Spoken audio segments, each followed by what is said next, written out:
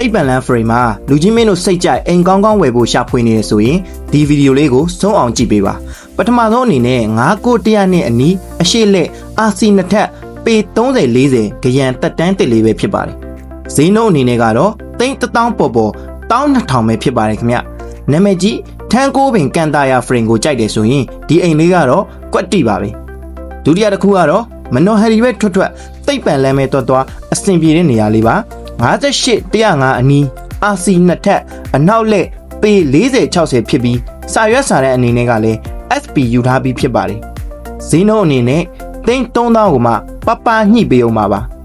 တတိယအနေနဲ့ကတော့လမ်းတင်မှကြိုက်ပါတယ်ဆိုတဲ့လူကြီးမင်းများအတွက်102လမ်းတင်58အနီးပေ20-60ပဲဖြစ်ပါတယ် RC 3တက်အရှိမြောက်လက်ဖြစ်ပြီး2000မပြည့်တဲ့ဈေး19000နဲ့ရရှိမှာဖြစ်ပါတယ်